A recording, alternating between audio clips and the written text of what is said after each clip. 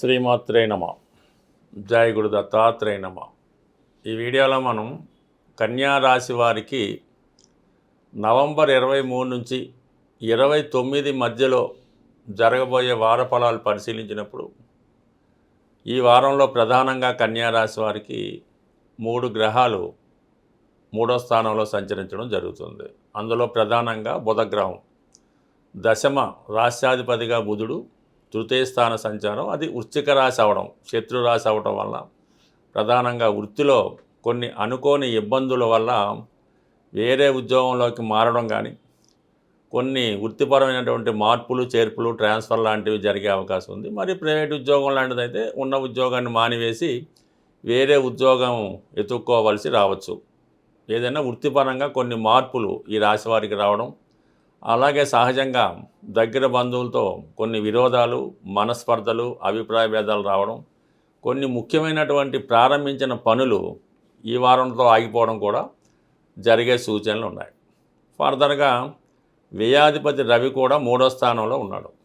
మరి బుధుడితో కలిసి ఉండడం వలన పెద్దగా బుధాదిత్య యోగ ప్రయోజనం ఇప్పుడు కలగకపోవచ్చు. బట్ ఏదంటే దశమాధిపతితో వ్యయాధిపతి కలియడం వల్ల వృత్తిపరమైనటువంటి నష్టాలు ఏర్పడే అవకాశం ఉంది. అది వృత్తి పోగొట్టుకోవడం కానీ, మారడం కానీ, వ్యాపారపరంగా ఉన్నవాళ్ళు వ్యాపారపరమైన నష్టాలు, ఈ ట్రాన్స్పోర్ట్ అలాంటి విషయాల్లో ఉన్నవాళ్ళు ఏదో ఆలస్యం వల్ల మొత్తం ఈ వృత్తికి ఇబ్బంది కలిగే అవకాశం ఉన్నది.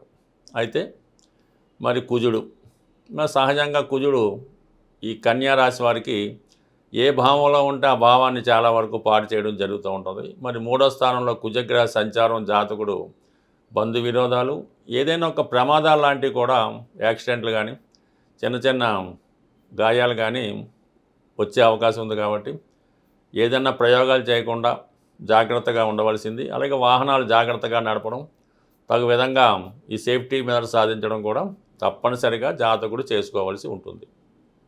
అయితే చాలా వరకు ధనస్థానం బాగుంది. భాగ్యాధిపతి ధనస్థానం శుక్రుడు ధనస్థాన సంచారం వల్ల మీ వాక్చాతుర్యం వల్ల అయితేనే, మీరు ఒక సినిమా రంగంలో ఉన్నా, మీడియా రంగంలో ఉన్నా, ఏ రంగంలో ఉన్నా సరే ఏదో కళల వల్ల ఏదన్నా కారణంతో సమయానికి ధన సంపాదన జరుగుతూ ఉంటుంది. మీ వాక్కుకి విలువ పెరుగుతూ ఉంటుంది. కుటుంబంలో మీ గౌరవం పెరుగుతుంది. కుటుంబంలో ఏదైనా శుభకార్యం జరపాలనే మీ ఆలోచన నెరవేరుతుంది. ఎక్కువగా ఎంటర్టైన్మెంట్, వినోద కార్యక్రమాల్లో పాల్గొంటారు.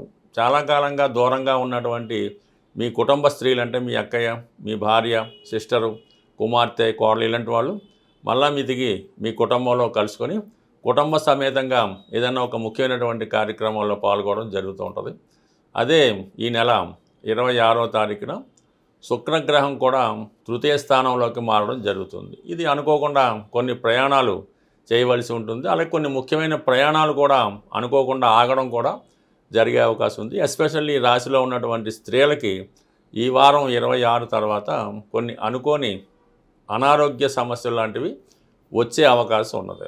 ఎస్పెషల్లీ ఇదే 26వ తారీఖున మన కన్యా రాశి వారికి 7వ స్థానంలో వక్ర గమనంలో ఉన్నటువంటి శని భగవానుడు వివాహ విషయంలో చాలా ఆటంకాలు కలిగించడం, ఒక సంబంధం నిర్ణయం కాకపోవడం, ఏ విషయంలో క్లారిటీ లేకపోవడం జరుగుతూ ఉన్నది.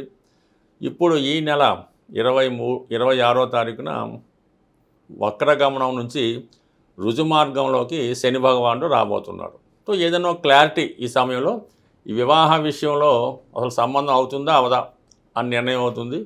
భార్యాభర్తల మధ్య విభేదం ఉంటే పూర్తిగా విడిపోతామా లేదంటే కలిసి ఉంటామా అన్నది ఏదో క్లారిటీ రావడం జరుగుతుంది.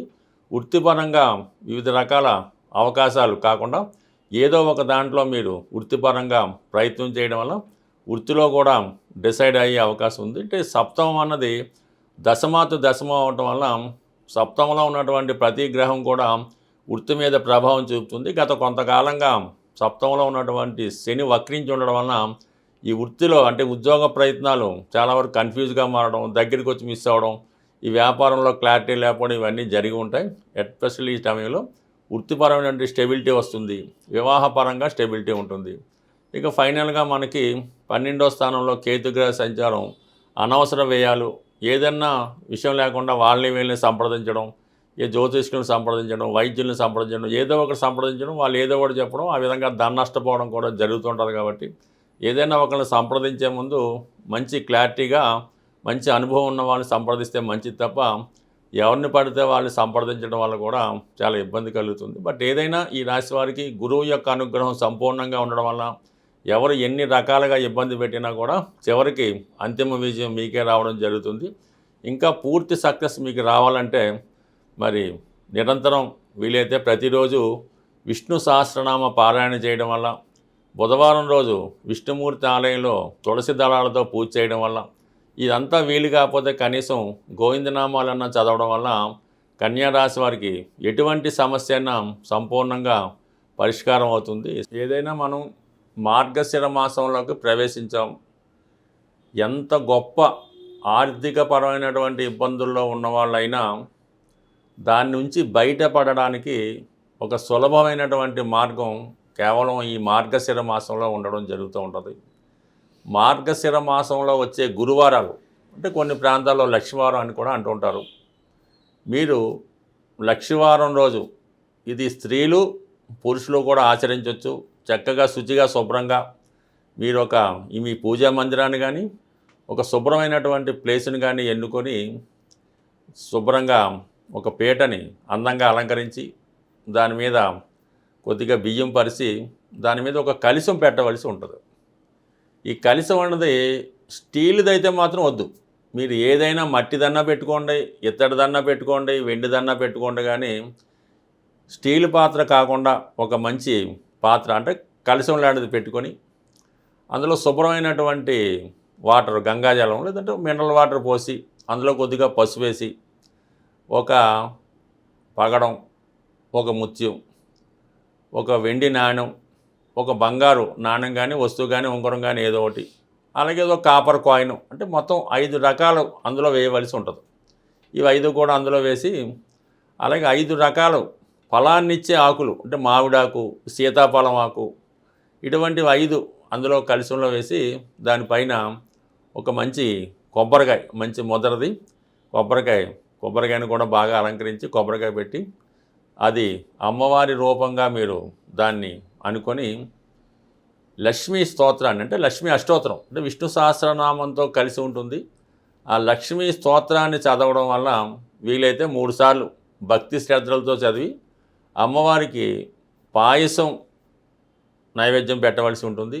అంత ఓపిక లేనివారు చక్కగా ఒక ఎండి గ్లాసులో పాల్లో ఒక పంచదార కానీ బెల్లం మొక్క కానీ ఒక ఏలక్కాయ వేసి అది నైవేద్యంగా పెట్టి భక్తి శ్రద్ధలతో ఈ లక్ష్మీ అష్టోత్తర పారాయణ చేయవలసి ఉంటుంది. అయితే ఏంటంటే ఒక కండిషన్ ఏంటంటే మీరు లక్ష్మీ స్తోత్రాన్ని ఎన్నిసార్లు చదివినా విష్ణు సహస్రనామం చదవందే అమ్మవారి కటాక్షం అయితే ఉండదు.